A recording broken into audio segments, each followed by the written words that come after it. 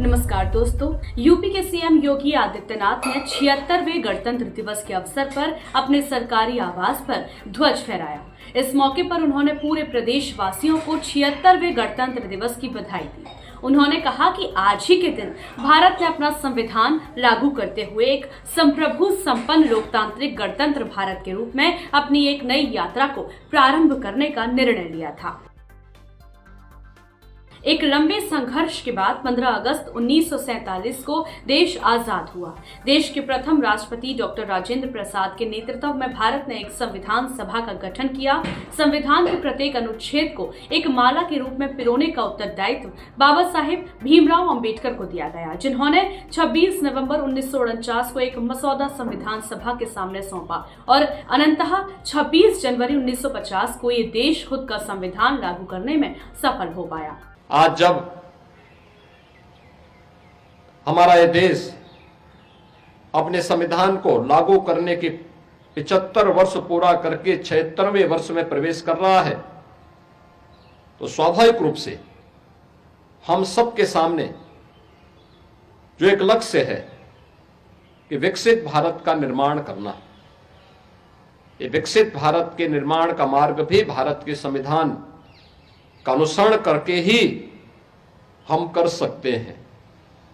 भारत का संविधान भारत की हजारों वर्षों की उस विरासत का भी प्रतिनिधित्व करता है जिन पर हर भारतवासी गौरव की अनुभूति करता है। यह हम सब के लिए अत्यंत गौरवशाली क्षण है कि संविधान की मूल प्रति में उन सबको चित्रों के माध्यम से भी अंकित करके प्रत्येक भारतवासी को उसके साथ जोड़ने की एक नई प्रेरणा प्रदान करता है। आज के इस अवसर पर जब भारत के संविधान के उस मूल प्रति का हम अवलोकन करते हैं तो हमें भारतीय संस्कृति की गहराई और उसकी ऊंचाई का अंदाजा हम लगा सकते हैं। इस अवसर पर अगर इस संविधान में भारत के प्रत्येक नागरिक के अधिकार हैं तो उसमें प्रत्येक नागरिक के लिए उसके कर्तव्य भी हैं।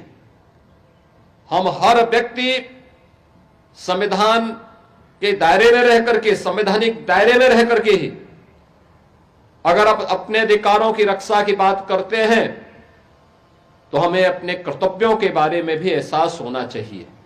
और यही कारण है कि जब 2015 में बाबा साहब भीमराव अंबेडकर के स्मारक के शिलान्यास के लिए प्रधानमंत्री मोदी जी ने उस समय देशवासियों से कहा था कि 26 नवंबर की तिथि को प्रत्येक भारतवासी को संविधान दिवस के रूप में आयोजित करके संविधान के उन मूल कर्तव्यों से प्रेरणा प्राप्त करने के दिवस के रूप में आयोजित करना चाहिए। ये मूल कर्तव्य जो प्रत्येक भारतीय नागरिक के लिए एक मार्गदर्शन का काम करता है, अपने देश के प्रति, अपने समाज के प्रति उनके उन उत्तरदायित्वों को निर्वहन करने की एक नई प्रेरणा प्रदान करता है।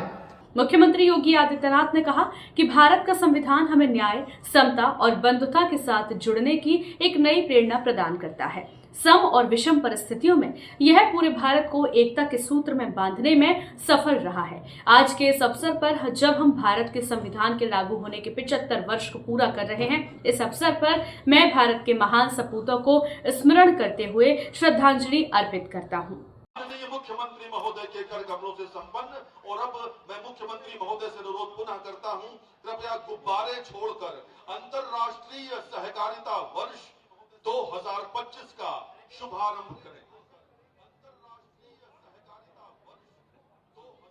देवियों और सज्जनों, स्वागत करें माननीय मुख्यमंत्री महोदय का। मैं अनुरोध करूंगा कृपया माननीय मुख्यमंत्री महोदय अपने आशीर्वचन के लिए हम सबको अपना आशीर्वचन दे और पधारे मुख्यमंत्री महोदय।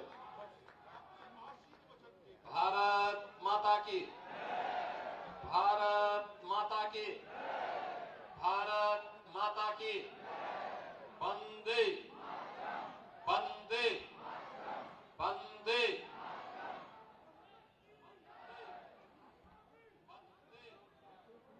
Run for corporation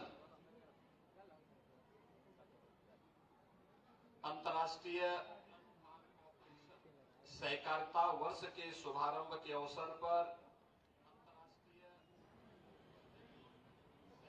Uttar Pradesh सरकार में मंत्रिमंडल के मेरे सहयोगी सहकारिता विभाग के मंत्री श्री जेपीएस राठौर जी, प्रदेश सरकार के पूर्व मंत्री और विधान परिषद सदस्य डॉक्टर महेंद्र सिंह जी, विधान परिषद सदस्य श्री अवनीश सिंह पटेल जी, पवन सिंह चौहान जी, मुकेश शर्मा जी, उमेश द्विवेदी जी, रामचंद्र प्रधान जी, लखनऊ की महापौर श्रीमती सुषमा कड़कवाल जी, मुख्य सचिव श्री मनोज कुमार सिंह जी, कृषि उत्पादन आयुक्त श्रीमती मोनिका गर्ग जी, प्रमुख सचिव सहकारिता समेत सहकारिता विभाग के सभी अधिकारीगण, एनडीबी, पीसीएफ,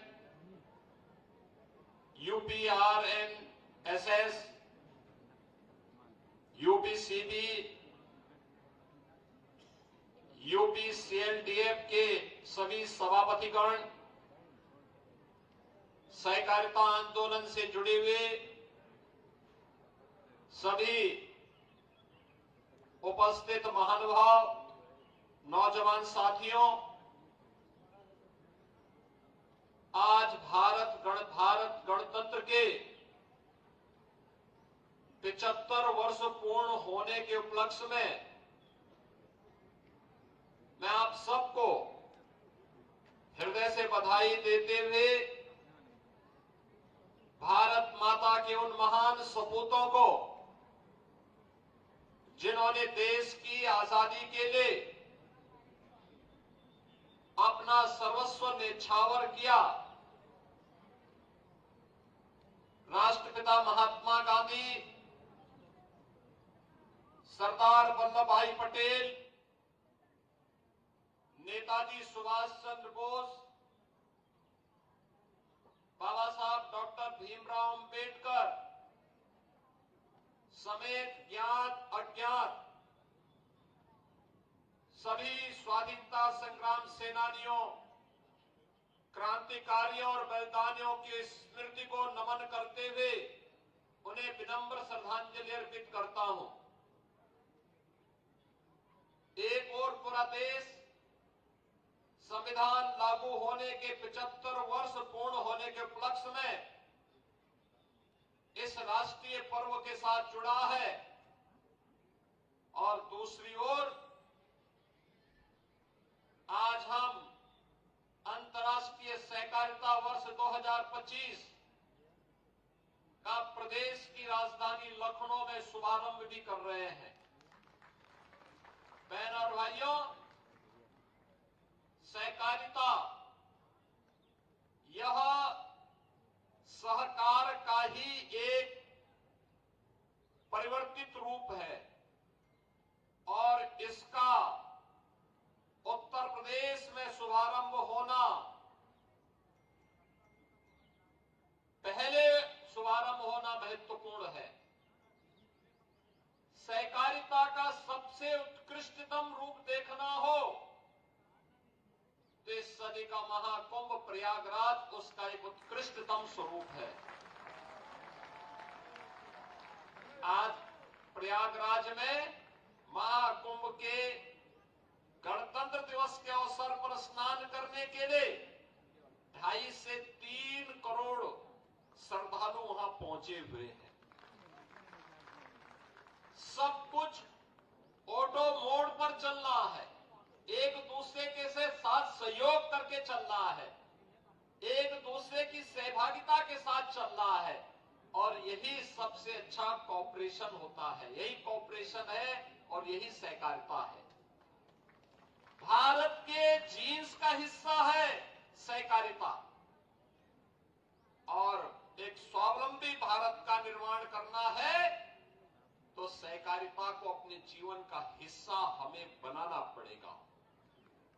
आदरणीय प्रधानमंत्री जी की प्रेरणा से आज सहकारिता आंदोलन देश के अंदर एक नई ऊंचाई की ओर अग्रसर हो रहा है।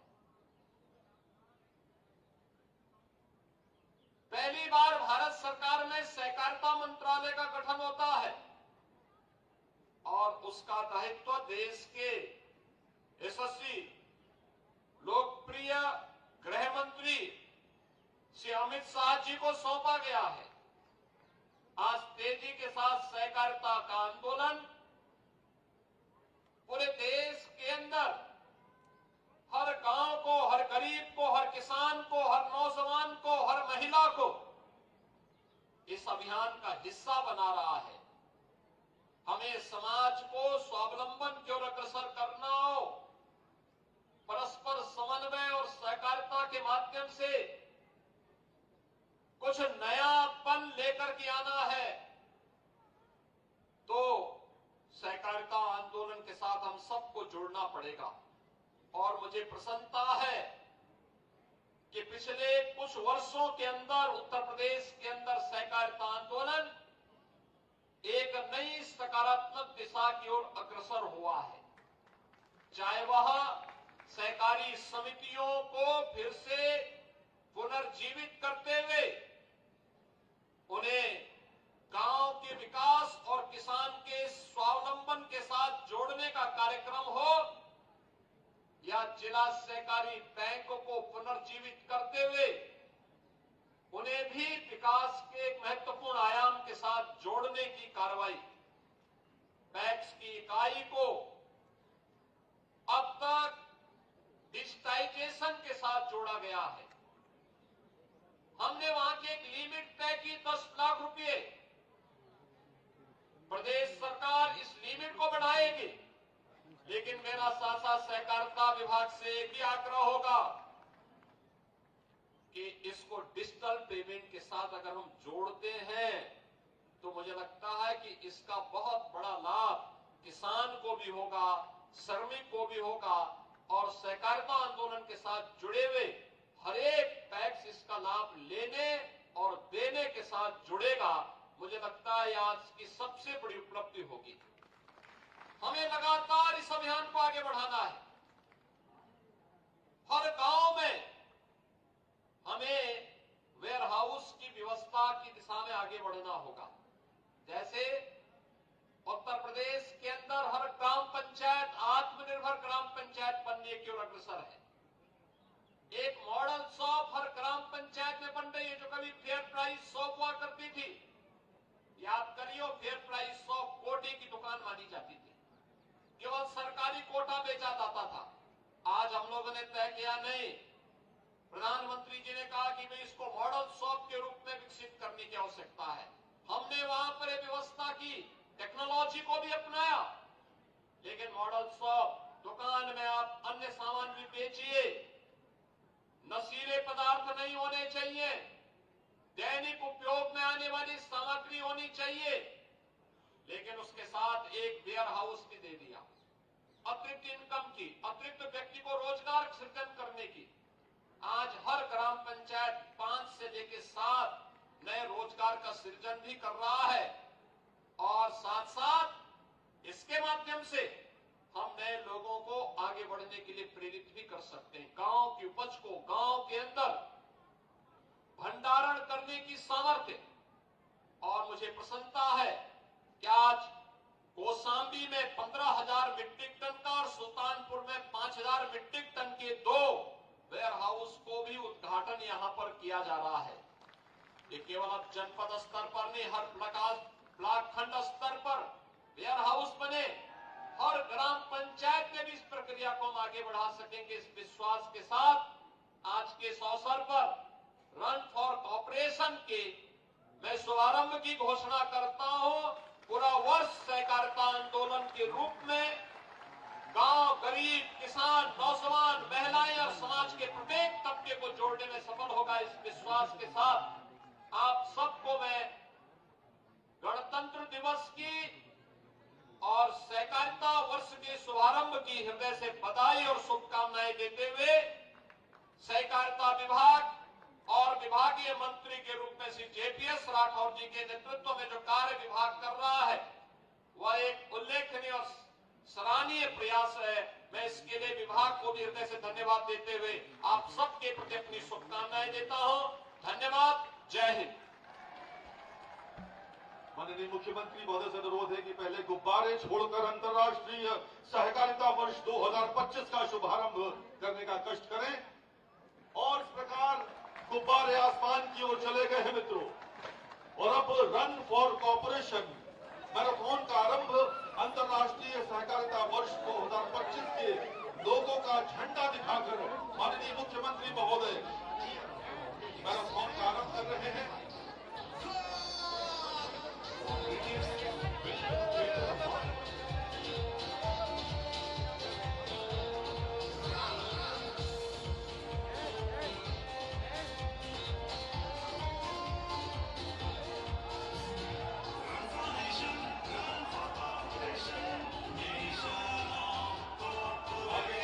आगे बढ़ते जाएं, कृपया यहाँ रुके नहीं रास्ते में, आगे बढ़े। अनुशासन का परिचय दीजिए। आप लगातार दौड़ में आए हैं मित्रों, कृपया आगे बढ़ते जाएं। अनुशासन का परिचय दें। मुख्यमंत्री महोदय का हृदय है, लगातार आपका उत्साह बढ़ा रहे। वोट में न खींचे,